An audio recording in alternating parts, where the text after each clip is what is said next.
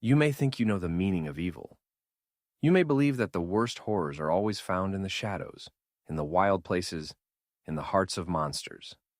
But sometimes, the greatest darkness hides in plain sight, behind a whitewashed porch, a gentle voice, a smile that promises safety.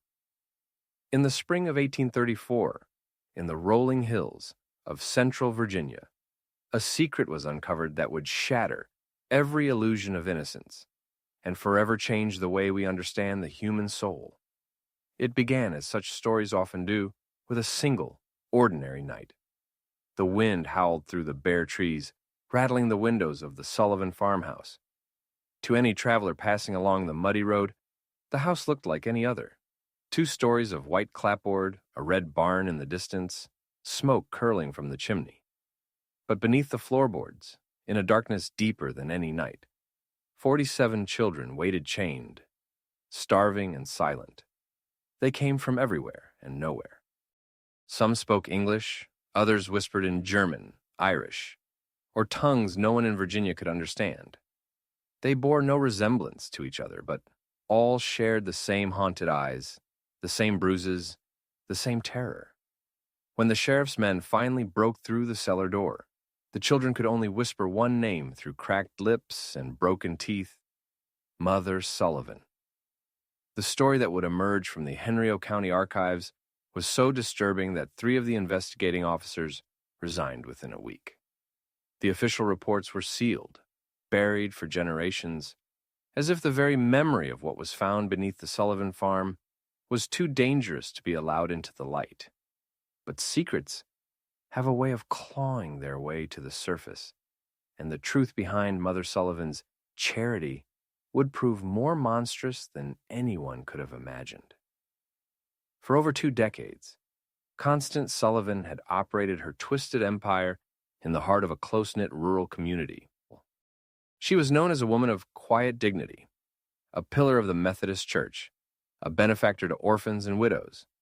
She dressed simply, spoke softly, and never missed a Sunday service when her health allowed. When asked about the children sometimes glimpsed around her property, she would explain with a sad smile that she and her husband were caring for orphans from her family in Pennsylvania. The arrangement, she said, was temporary, just until suitable homes could be found. No one questioned her. In a land where death was common and orphans were many, her story made sense. The Sullivans bought more food and medicine than any childless couple should need. But Constant always had an explanation. The children were sickly, traumatized, in need of special care. The neighbors accepted this, grateful that someone was willing to shoulder such a burden. But the truth was far darker. The Sullivan basement was not a refuge, but a prison. The children were not guests, but captives purchased, kidnapped, or lured from their families across half a continent.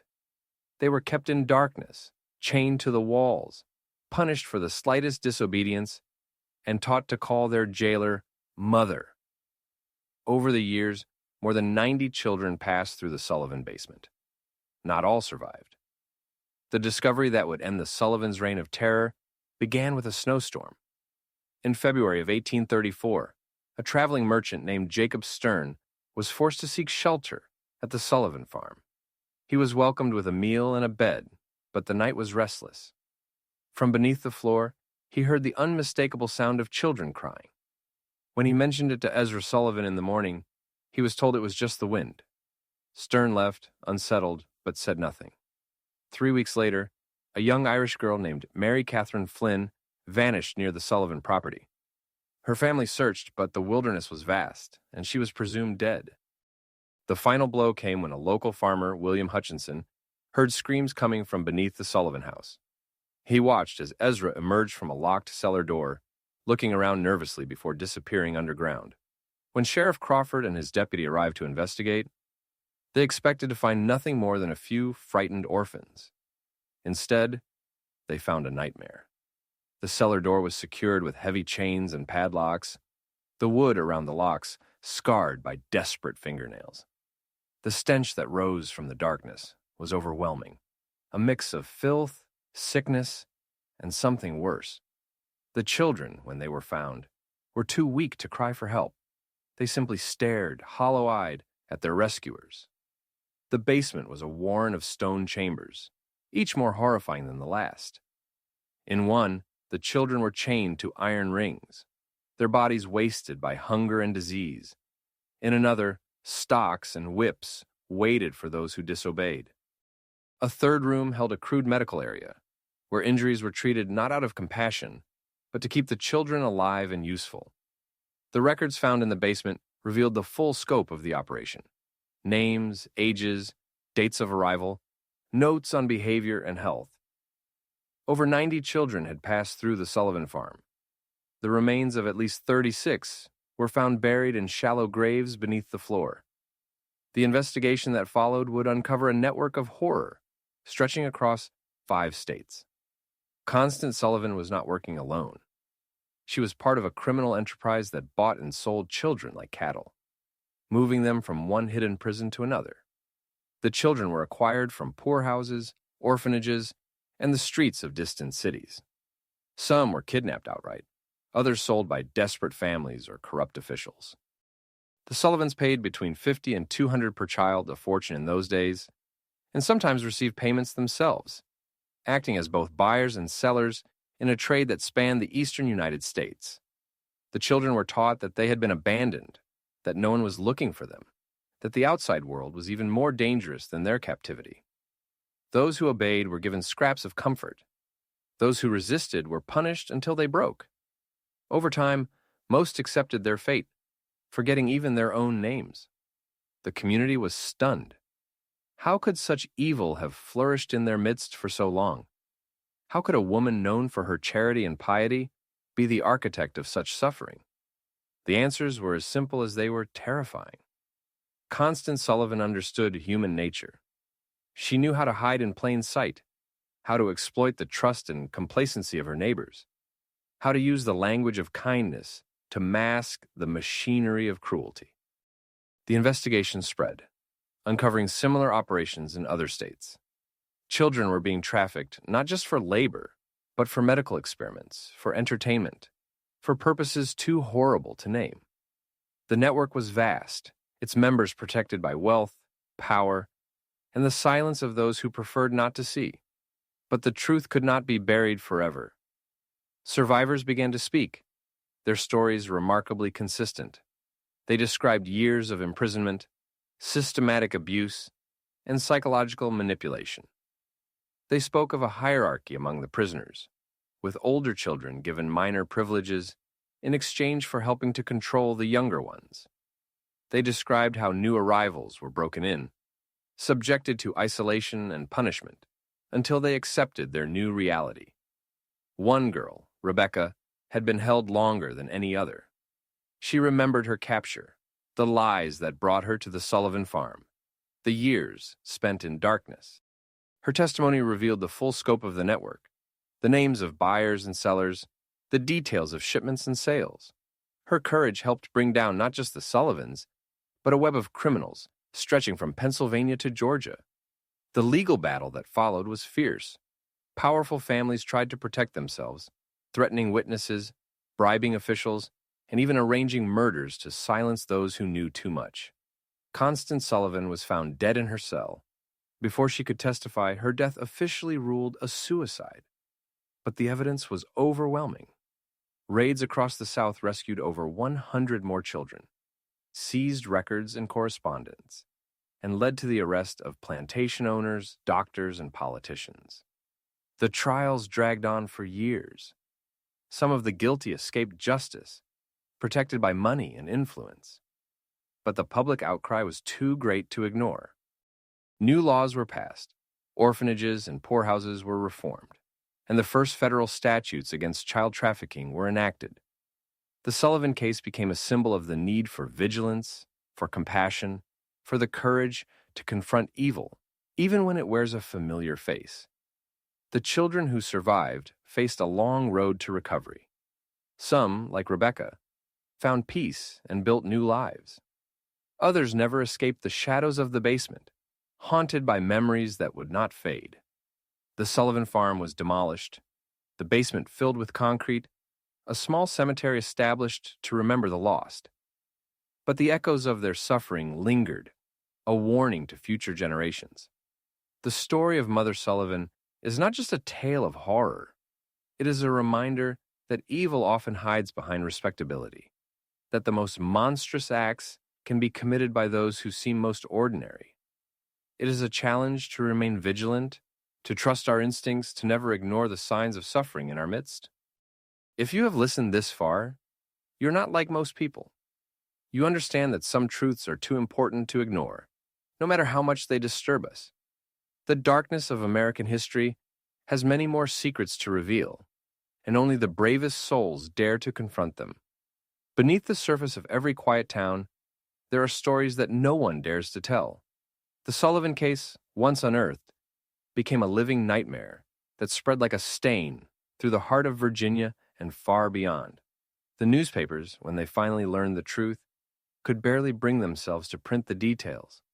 Editors wept over the copy, and some stories were so ghastly that entire pages were blacked out before the presses rolled. But the rumors could not be contained. Whispers of the basement of bones and the children's warden swept through the countryside, chilling even the most hardened souls. The survivors, those 47 children, were taken to a makeshift hospital in Richmond. Doctors and nurses, unprepared for the scale of their suffering, worked day and night to save them. Many were too far gone ravaged by disease, malnutrition, and wounds, both visible and invisible. Some never spoke again, their voices lost to the darkness. Others clung to each other, forming silent bonds that would last a lifetime. The youngest, a boy of 6, could only repeat the word "mother" over and over, as if it were a spell that might bring him comfort. The investigation into the Sullivan network grew more complex with every passing day. Sheriff Crawford, now a haunted man, led a team of deputies and federal marshals across state lines, following the paper trail left by Constance Sullivan and her associates. They uncovered coded letters, secret ledgers, and lists of names, children bought and sold, families deceived, officials bribed. The scale of the operation was staggering. In Philadelphia, a hidden room was found beneath an orphanage, filled with toys and clothing that had belonged to missing children. In Charleston, a doctor's office was raided, revealing jars of preserved organs and notebooks filled with grotesque experiments. The most chilling discovery came from the testimony of Samuel Pierce, the overseer who had worked for Henry Blackwood. Pierce, racked with guilt, described in detail the demonstrations held for wealthy buyers' children, paraded like livestock, their bodies examined for strength and obedience, their fates decided with a nod or a shake of the head. He spoke of the experimental quarters, where children were subjected to medical procedures without anesthesia, where diseases were introduced deliberately, where survival was a matter of chance and cruelty. The records seized from Blackwood's plantation painted a picture of systematic evil. Every child was cataloged, their health and behavior noted, their deaths recorded with cold precision. Some were sold onto other buyers, others simply disappeared. The bodies of those who died were buried in unmarked graves, their names erased from the world.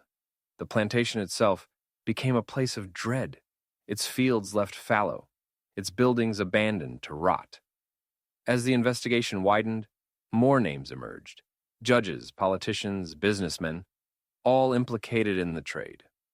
Some fled the country, others used their influence to escape prosecution. But the tide of public outrage was unstoppable. Crowds gathered outside courthouses, demanding justice. Vigilante groups formed, hunting down those suspected of involvement. The fear was palpable. No one knew how deep the rot went or who might be next. The legal proceedings were a spectacle unlike any the country had seen. Witnesses testified behind screens, their identities protected by armed guards. Survivors recounted their ordeals in voices barely above a whisper, their words echoing through the silent courtroom. The jurors wept openly, and even the most jaded lawyers found themselves shaken. The evidence was overwhelming: ledgers, letters, medical records, and the testimony of those who had survived the unthinkable. Ezra Sullivan, the enforcer, was convicted and hanged before a crowd of thousands. His last words were a plea for forgiveness, but no one in the crowd believed he deserved it. Henry Blackwood died in prison, his secrets buried with him.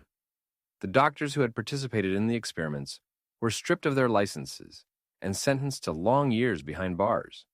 But many of the most powerful figures escaped justice, their names protected by money and influence. The Sullivan case changed the country.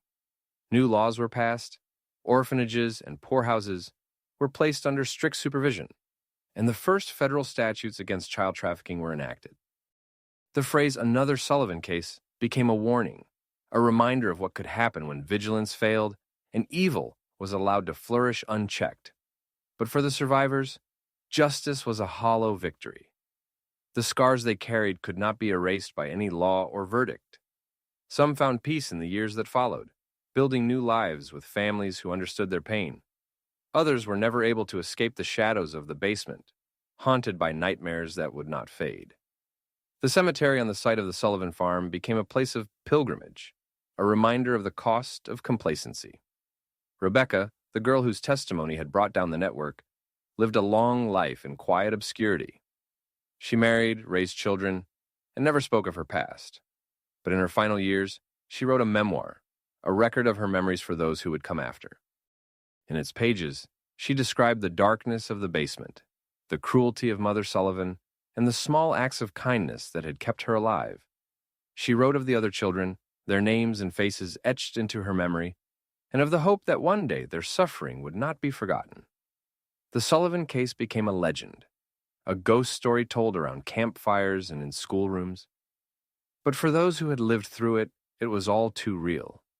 The echoes of their suffering lingered in the quiet places, in the empty fields where the farmhouse once stood, in the eyes of those who remembered. And so, the story endures, a warning and a challenge. Evil does not always wear a monstrous face. Sometimes it looks like a neighbor, a friend, a pillar of the community. Sometimes it hides behind a gentle voice and a kind smile. The lesson of the Sullivan case is simple. Never look away. Never ignore the signs. For in the end, the only thing that can defeat the darkness is the courage to face it. The years that followed the Sullivan case were marked by a strange, uneasy silence in the hills of Virginia. The farmhouse was gone, the basement sealed, but the land itself seemed to remember. Locals spoke in hushed tones of cold winds that swept across the fields at night, of children's voices carried on the breeze, of shadows that lingered too long at the edge of the woods. No one wanted to build on the site, and even the bravest hunters avoided the area after dark. The cemetery, with its rows of nameless stones, became a place of quiet mourning, a reminder of the lives lost and the secrets that still haunted the land. But the story did not end with the closing of the Sullivan case. In the years that followed, investigators across the country began to uncover similar operations, hidden basements, secret rooms, networks of traffickers who preyed on the vulnerable. The methods varied, but the pattern was always the same. A trusted figure, a promise of safety, a descent into darkness. The Sullivan case had exposed a truth that many were unwilling to face. Evil was not an aberration, but a constant presence, lurking just beneath the surface of ordinary life. In Washington, lawmakers debated new legislation, struggling to keep pace with the revelations pouring in from every corner of the country. The first federal child protection laws were passed, giving marshals the authority to investigate crimes that crossed state lines. Orphanages and poorhouses were placed under strict supervision, and new standards were established for the care of vulnerable children. But for every victory, there were setbacks, corrupt officials, powerful families, and the ever-present threat of silence. The survivors of the Sullivan basement became symbols of resilience and hope. Some, like Rebecca, found ways to heal, building new lives and helping others who had suffered similar fates. She became a quiet advocate for reform, working behind the scenes to ensure that no child would ever again be forgotten. Others struggled with the weight of their memories, unable to escape the shadows of their past. A few disappeared entirely, their fates unknown, lost to the world that had failed them. The investigators who had brought down the Sullivan network were changed forever. Sheriff Crawford, once a man of unshakable faith, found himself plagued by doubts. He spent the rest of his career hunting down traffickers, driven by a need to atone for the years he had looked the other way. Dr. Whitfield, the physician who had unknowingly aided the Sullivans, dedicated his life to child welfare, establishing clinics and writing treatises on medical ethics. Their efforts inspired a new generation of reformers, men and women who refused to accept the world as it was. But the darkness was not so easily banished. In the decades that followed, new cases emerged, each more horrifying than the last. In New York, a series of disappearances led to the discovery of a hidden chamber beneath a tenement building, where children were kept in cages and sold to the highest bidder. In Chicago, a doctor was arrested for conducting experiments on orphans, his notes filled with the same cold detachment that had marked the records found in the Sullivan basement. The names changed, the faces changed, but the evil remained the same. The legend of Mother Sullivan grew with each retelling. Some said she had been possessed by a demon, others that she was the victim of a curse. But those who had known her understood the truth. She was a woman who had chosen to do evil, who had built her life on the suffering of others, who had hidden her crimes behind a mask of kindness. Her story became a warning, a reminder that the greatest horrors are often committed by those who seem most ordinary. As the years passed, the details of the case faded from memory, replaced by rumors and half-remembered tales. But the lessons endured. Communities became more vigilant, more willing to question the stories they were told. Laws were strengthened, and the rights of children were enshrined in the fabric of society.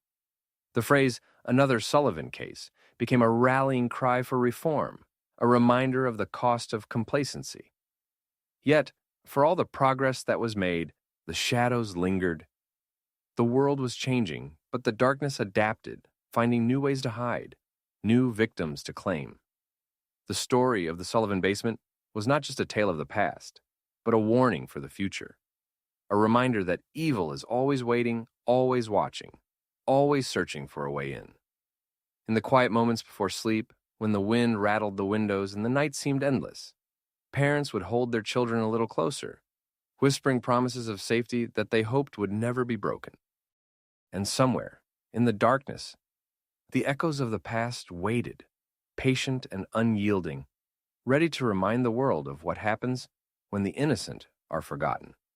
But history, as it so often does, began to twist the Sullivan story into something almost mythic. In the decades after the farmhouse was razed and the last of the trials faded from the headlines, the tale of Mother Sullivan became a ghost story whispered by candlelight. Children dared each other to visit the old cemetery at midnight, to touch the cold stones and listen for the cries of the lost. Some claimed to see a pale woman wandering the fields, her dress tattered, her eyes hollow, searching for the children she would never find again. Yet beneath the folklore, the real horror endured. The records from the investigation ledgers, letters and testimonies were stored in the county archives, gathering dust. But every so often, a new investigator would stumble upon them, and the nightmare would come alive once more.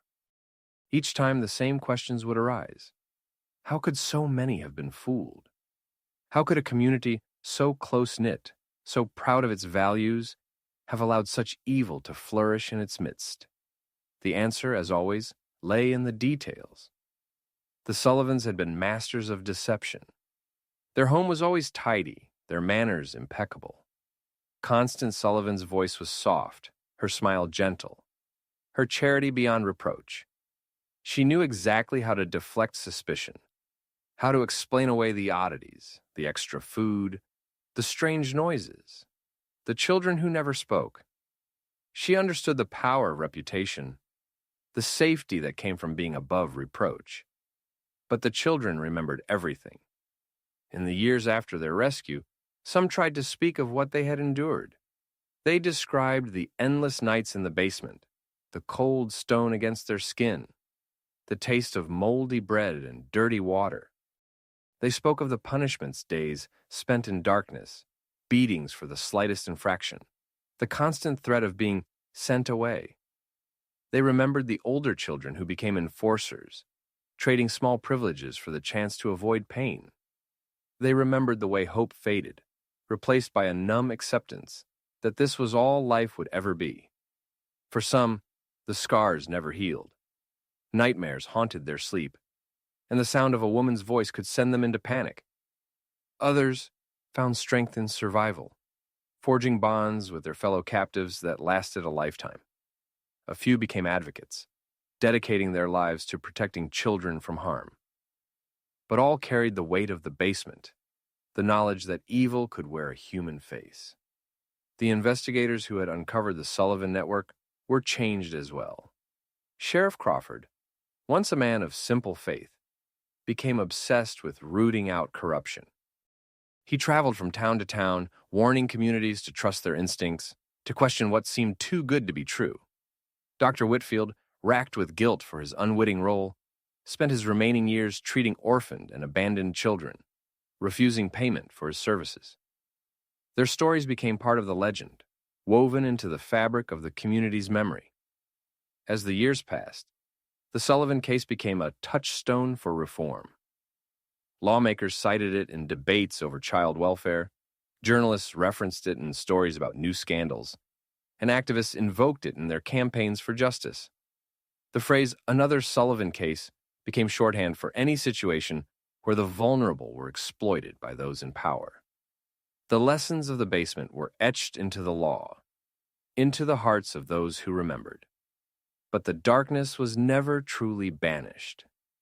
In the decades that followed, new horrors emerged. Different faces, different methods, but the same cold calculation. Same. The world changed, but the evil adapted, finding new ways to hide, new victims to claim. The Sullivan story became a warning, a reminder that vigilance must never falter, that the price of complacency is always paid by the innocent. In the quiet corners of Virginia, the legend endures. On stormy nights, when the wind howls through the trees and the shadows grow long, some say you can still hear the echoes of the past. The faint sound of chains rattling, the soft cry of a child calling for a mother who was never truly there. And in those moments, the lesson of the Sullivan basement is clear. Evil is patient, evil is clever, and evil is always waiting for the world to look away. The decades rolled on, and the world outside the hills of Virginia changed in ways the Sullivans could never have imagined. Railroads cut through the countryside, telegraphs carried news at the speed of lightning, and cities swelled with new arrivals from distant lands. But in Millbrook and the surrounding counties, the memory of the basement lingered like a bruise that would not fade. The old-timers spoke of it only in whispers, warning their children to be wary of strangers, to trust their instincts, to never ignore a cry in the night. Yet, as the years passed, the details of the Sullivan case began to blur. The names of the victims faded from memory, replaced by rumors and half-truths. Some said the children had been ghosts all along, that the basement was a portal to another world. Others insisted that the Sullivans had been framed, that the real villains had escaped justice. The truth, as always, was more complicated and more terrifying. In the early 1900s, a young journalist named Clara Bell arrived in Millbrook, determined to uncover the real story behind the legend. She spent months combing through the county archives, reading the yellowed pages of the sheriff's reports, the doctor's notes, the court transcripts. What she found was a tapestry of horror and heartbreak, a record of suffering that defied belief. She interviewed the last surviving witnesses, old men and women, whose eyes clouded with tears as they spoke of the children, the basement, the day the truth came to light. Clara's articles, published in newspapers across the country, reignited interest in the case. Letters poured in from readers who claimed to have known the Sullivans, who remembered seeing strange children on the farm, who had heard rumors of other basements, other prisons, other monsters hiding in plain sight. Some of the letters were little more than fevered imaginings, but others contained details that matched the official records names, dates, descriptions of the children and their captors. The renewed attention brought both hope and fear to Millbrook. Some residents welcomed the chance to finally confront the past, to honor the memory of the victims, and ensure that their suffering was not forgotten. Others resented the intrusion, insisting that the town had paid enough for its sins, that it was time to let the dead rest. The cemetery on the old Sullivan property became a battleground, with mourners leaving flowers and candles while vandals scrawled curses on the stones. But the most disturbing consequence of Clara's investigation was the discovery of new evidence that suggested the Sullivan network had not died with the execution of Ezra and the suicide of Constant. In a locked drawer in the county courthouse, Clara found a bundle of letters written in a shaky hand, addressed to names she did not recognize.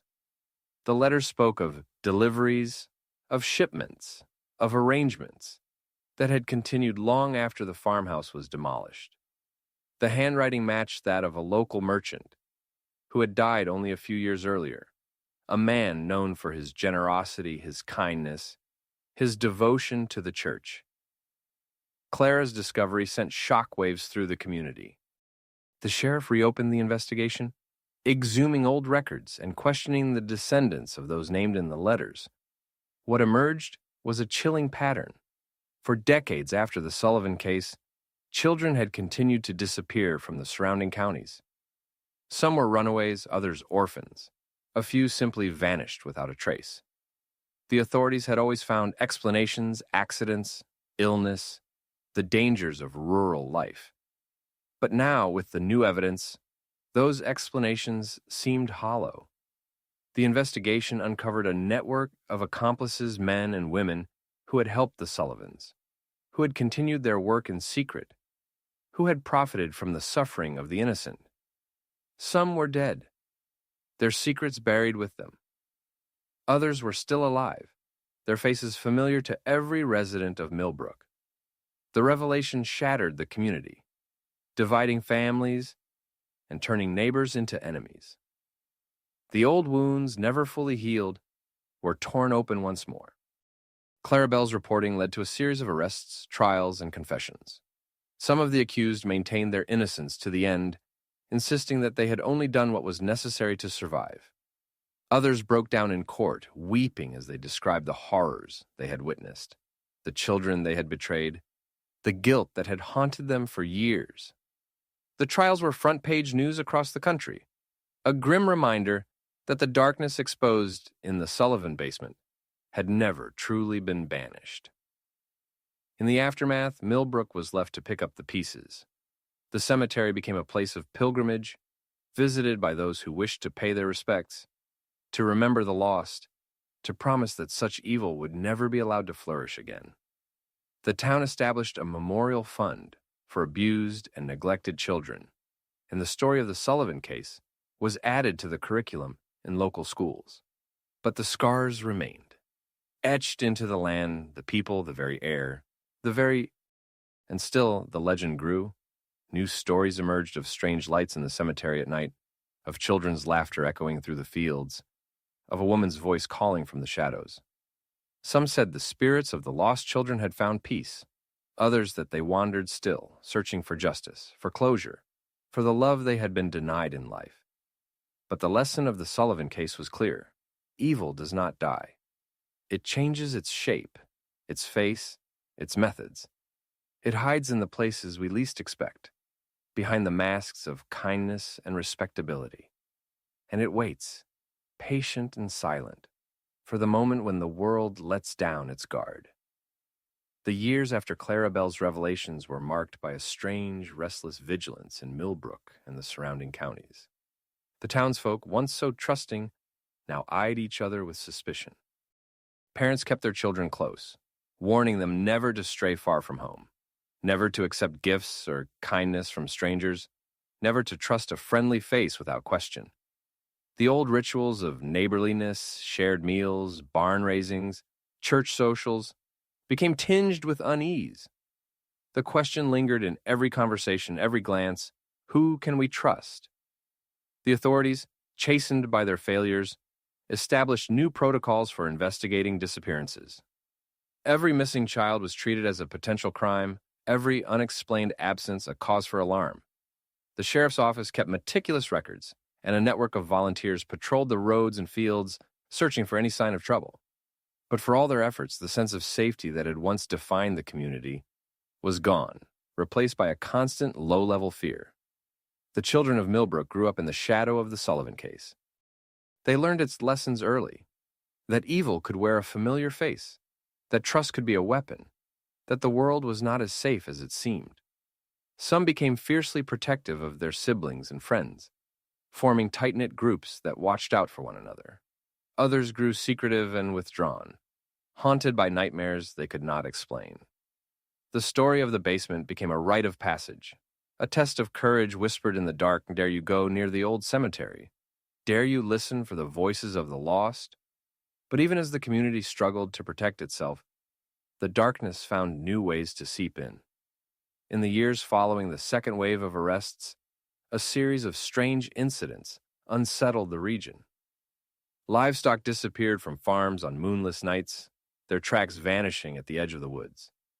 Children reported seeing figures lurking in the shadows, watching from the tree line, slipping away before anyone could approach. A few brave souls claimed to have found crude shelters deep in the forest makeshift beds, scraps of clothing, the remains of small fires. The sheriff's men searched the woods but found nothing conclusive. The fear grew, feeding on itself, until every unexplained sound became a potential threat. Clara Bell, now a respected journalist, continued her investigations. She traveled across the South, following rumors of other hidden basements, other lost children, other communities haunted by secrets. In Georgia, she uncovered evidence of a similar network, its members using the chaos of the Civil War to cover their crimes. In Louisiana, she found a series of orphanages with suspiciously high mortality rates, their records filled with gaps and contradictions. Each discovery added to the growing sense that the Sullivan case was not an isolated horror, but part of a larger, more insidious pattern. Her articles sparked a national conversation about child welfare, about the responsibilities of communities, and the dangers of complacency. Lawmakers debated new reforms. Activists demanded greater oversight, and ordinary citizens began to question the stories they had always accepted without thought. The phrase "another Sullivan case" became a rallying cry for change, a reminder that vigilance was the only defense against the darkness. But for all the progress that was made, the scars of the past remained. The survivors of the Sullivan basement, now adults, struggled to find their place in a world that could never fully understand their pain. Some found solace in helping others, working as teachers, nurses, or advocates for abused children. Others drifted from town to town, unable to settle, always looking over their shoulders. A few disappeared entirely, their fates unknown, their names added to the long list of the lost. The cemetery on the old Sullivan property became a place of pilgrimage for those seeking answers, or forgiveness, or simply a connection to the past.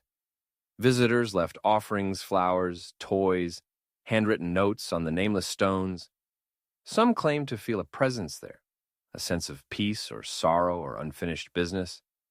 On certain nights, when the moon was full and the wind was still, the air seemed to hum with memory, as if the land itself was trying to speak. And so the story endured, passed down from one generation to the next. It became a warning, a lesson, a challenge. Evil, the people of Millbrook learned, is not always a monster in the dark. Sometimes it is a neighbor, a friend, a trusted guardian. Sometimes it is the silence that follows a cry for help, the refusal to see what is right in front of us. The only defense is vigilance, compassion, and the courage to confront the truth, no matter how much it hurts. In the end, the legacy of the Sullivan case was not just one of horror, but of resilience. The community, scarred but unbroken, learned to face its fears, to protect its children, to remember the lessons of the past. The darkness would always be there, waiting for a chance to return. But as long as the story was told, as long as the memory of the lost children endured, there was hope that the light would never be fully extinguished. As the 20th century dawned, the world outside Millbrook was swept up in the rush of progress electric lights, automobiles, telephones, and the promise of a brighter future. But in the quiet corners of Virginia, the Sullivan story remained a shadow that no invention could dispel. The old cemetery, overgrown with wildflowers and moss, became a silent witness to the passage of time. Children still dared each other to visit after dark, and the bravest among them claimed to hear faint voices or to glimpse a pale figure drifting between the stones. The town itself changed, but the memory of what had happened there was never far from the surface. New families arrived, drawn by the promise of fertile land and peaceful living, only to discover the uneasy undercurrent that ran through every conversation. The elders, those who remembered the trials and the aftermath, watched the newcomers with wary eyes, quick to warn them of the dangers that could arise when vigilance faltered. In the 1920s, a new generation of reformers arrived in Millbrook, determined to bring modern ideas and fresh hope to the community. They built a new school, established a public library, and organized clubs for the town's youth. For a time, it seemed as if the darkness had finally been banished. But the old stories persisted, whispered in the schoolyard, and retold at sleepovers. The legend of Mother Sullivan became a cautionary tale, a way to frighten children into obedience, but also a reminder that evil could never be truly forgotten. One summer, a group of children exploring the woods behind the old Sullivan property stumbled upon a rusted iron ring embedded in a mossy stone. They called for their parents, who recognized it at once, a relic from the basement, a piece of the chain that had once bound the lost children. The discovery reignited old fears, and for weeks, the town was gripped by a sense of unease. The sheriff ordered a new search of the area, but nothing more was found. Still, the message was clear. The past was never as far away as anyone wanted to believe. The survivors of the Sullivan basement, now elderly, gathered for a final reunion in the 1930s. They met in the church hall, their faces lined with age and sorrow, their eyes bright with the memory of what they had endured. They spoke quietly, sharing stories of survival, of loss, of the small acts of kindness that had kept them alive in the darkness. Some brought their children and grandchildren, determined that the next generation would know the truth. Not just the horror, but the strength it took to endure. At the reunion, Rebecca, now a grandmother herself, stood to speak. Her voice was steady, but her hands trembled as she described the years in the basement, the cruelty of Mother Sullivan, and the hope that had flickered even in the blackest nights. She spoke of forgiveness, of the need to remember, and of the promise she had made to the other children, that their suffering would not be in vain. Her words moved the room to tears, and for a moment it seemed as if the weight of the past had been lifted, if only a little. But the world outside was changing faster than anyone could have imagined. The Great Depression brought hardship and hunger, and once again, children disappeared from the streets of American towns and cities. Some were runaways, others victims of poverty or neglect, but a few vanished without a trace. The authorities, overwhelmed by the scale of the crisis, struggled to keep up. In Millbrook, the memory of the Sullivan case served as a grim reminder of what could happen when the vulnerable were left unprotected. Clara Bell, now an old woman, continued to write about the case, her articles appearing in national magazines and academic journals. She became a respected authority on child welfare, her work inspiring new generations of activists and reformers. But she never forgot the faces of the children she had met, the stories they had told, the pain that lingered in their eyes. In her final years, she returned to Millbrook, walking the fields where the farmhouse had once stood, pausing at the cemetery to lay flowers on the nameless graves. The town, for all its progress, remained haunted by the past. The old stories were retold with each new generation, their details shifting and changing, but their message always the same. Evil is patient, evil is clever, and evil is always waiting for the world to look away. The lesson of the Sullivan basement became part of the town's identity, a warning and a challenge, passed from parent to child, teacher to student, neighbor to neighbor. And so, the story endured, woven into the fabric of Millbrook's history. The darkness that had once claimed the lives of so many children was never truly vanquished, but neither was the light that had survived in the hearts of the survivors. The cemetery remained, a place of sorrow and remembrance, but also of hope, a reminder that even in the face of unimaginable evil, the human spirit could endure. As the decades slipped by, the world outside Millbrook was transformed by war, invention, and the relentless march of time. Yet the story of the Sullivan basement and the darkness it revealed never truly faded. It became a touchstone for every generation, a story retold in new ways, a warning that adapted to the fears of each era. In the 1950s, as America basked in the glow of post-war prosperity, Millbrook's children still whispered about the old cemetery. The town had grown, new houses and businesses rising where fields once stretched, but the land where the Sullivan farmhouse had stood remained untouched. No one wanted to build there. The grass grew tall, and wildflowers covered the ground in spring, but even the bravest children hurried past at dusk. Some said the air was colder there, that the wind carried voices if you listened closely enough. The town's elders, now gray and stooped, became the keepers of the story. They gathered in the evenings on porches and in church halls, sharing memories of the trials, the investigations, the faces of the lost.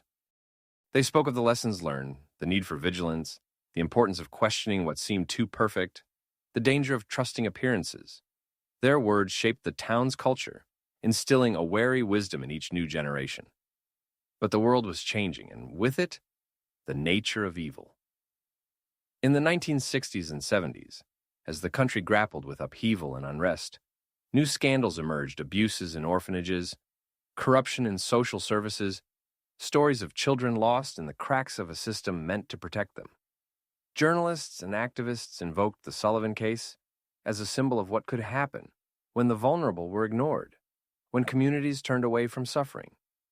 The phrase "another Sullivan case" appeared in headlines and speeches, a shorthand for the worst kind of betrayal. In Millbrook, the story was kept alive not just by memory, but by ritual. Each year, on the anniversary of the basement's discovery, the town held a quiet vigil at the cemetery.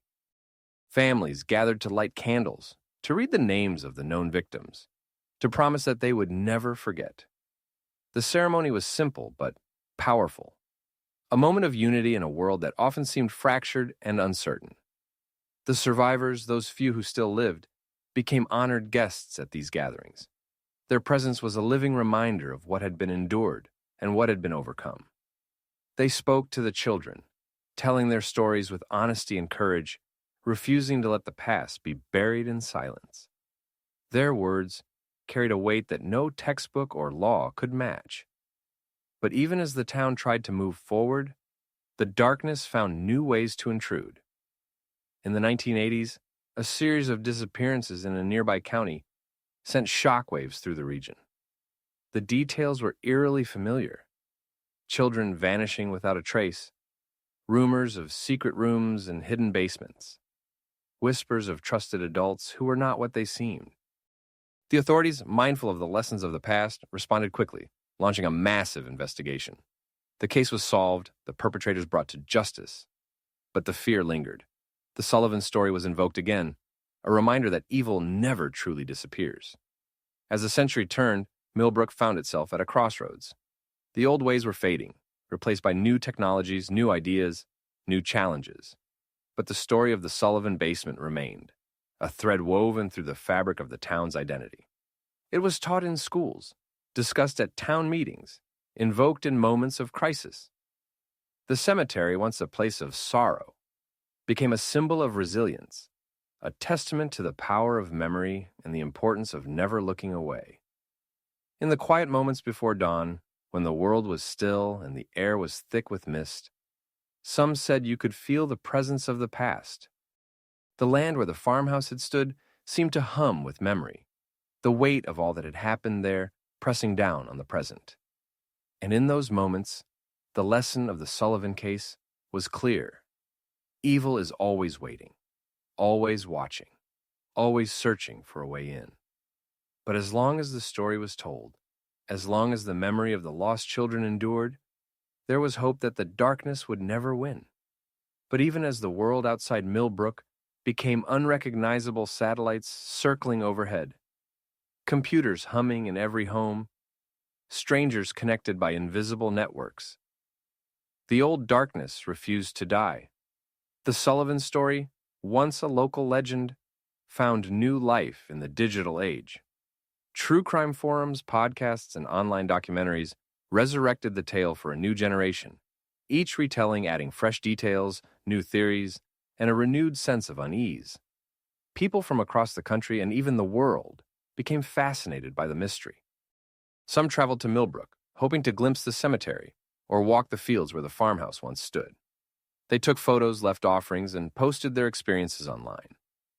The town, once wary of outsiders, learned to live with the attention, even as it struggled to protect the dignity of the victims and the privacy of their descendants. But the renewed interest brought more than curiosity. It also brought questions, unanswered threads in the story, gaps in the records, rumors that refused to die. Some researchers claimed to have found evidence of other hidden basements, other networks that had survived the original investigation. Others insisted that the Sullivan case was only the tip of a much larger iceberg, a single chapter in a history of exploitation that stretched back centuries and reached into the present. The Watchers, a group of amateur sleuths and local historians, took it upon themselves to keep the story alive. They maintained a digital archive of every known document, every photograph, every scrap of testimony. They mapped disappearances across the region, looking for patterns, for echoes of the past and the tragedies of the present. They interviewed survivors and their families, collecting oral histories that might otherwise be lost. Their work was meticulous, driven by a sense of duty and a quiet, burning anger at the injustice that had never been fully righted. Yet, for all their efforts, the darkness remained elusive. The world had changed, but the methods of evil had evolved as well. The Watchers found themselves chasing shadows rumors of children vanishing from foster care, of secret rooms in abandoned buildings, of trusted adults who seemed to move from town to town, always leaving a trail of sorrow behind. The authorities, overwhelmed by the sheer scale of modern life, could do little more than react to each new crisis as it arose. In Millbrook, the annual vigil at the cemetery became a gathering not just for locals, but for people from across the country. Survivors, descendants, and those simply drawn by the story's power came together to remember, to mourn, and to promise that they would never forget.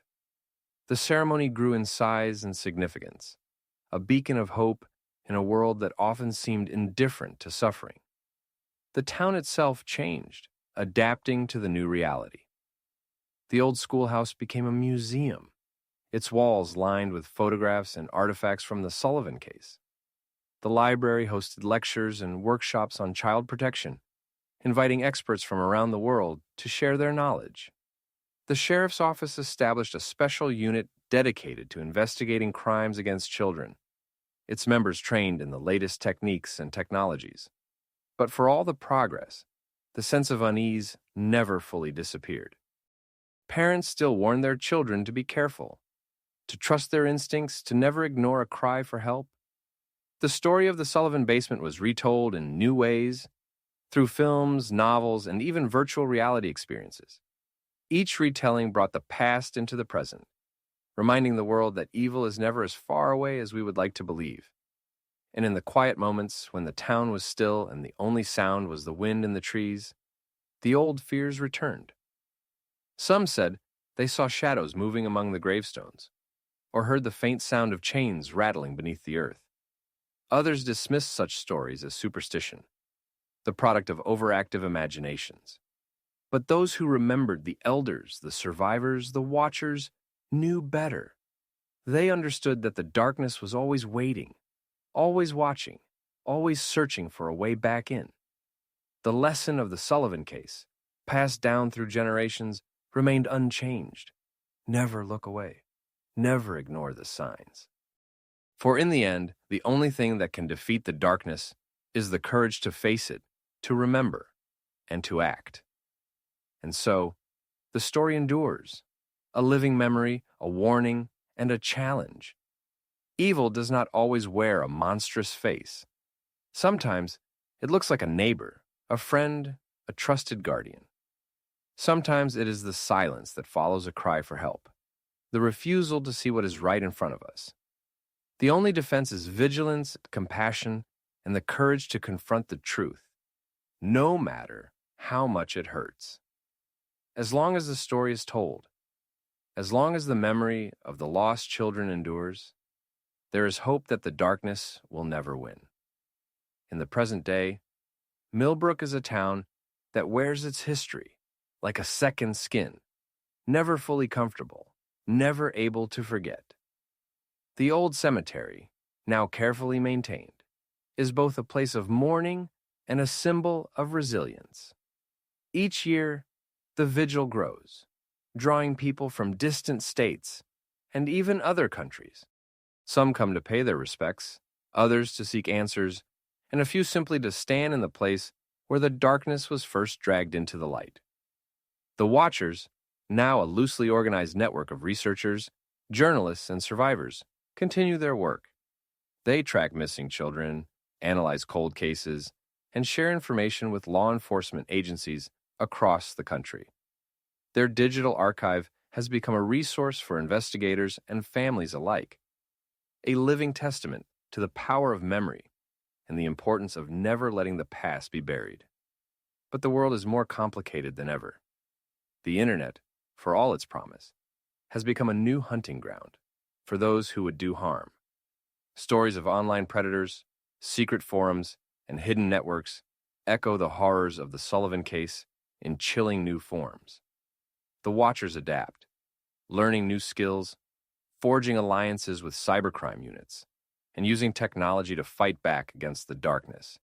Yet, for every victory, there are setbacks, cases that go unsolved, children who are never found, families left with nothing but questions. In Millbrook, the story of the Sullivan basement is taught in schools, not as a ghost story, but as a lesson in vigilance and compassion. Teachers encourage students to ask questions, to trust their instincts, to look out for one another. The annual vigil is now accompanied by workshops on child safety, mental health, and community responsibility. Survivors speak to the next generation, sharing their stories with honesty and courage, refusing to let the past be forgotten. The town itself has changed, but the scars remain. Some families still carry the weight of old secrets, their names whispered in connection with the original case. Others have found healing, building new traditions and forging bonds that transcend the pain of the past. The cemetery, once a place of fear, is now a site of pilgrimage and reflection, a reminder that even in the face of unimaginable evil, hope can endure. Yet, the darkness is never far away. Each year, as the anniversary approaches, the old fears resurface.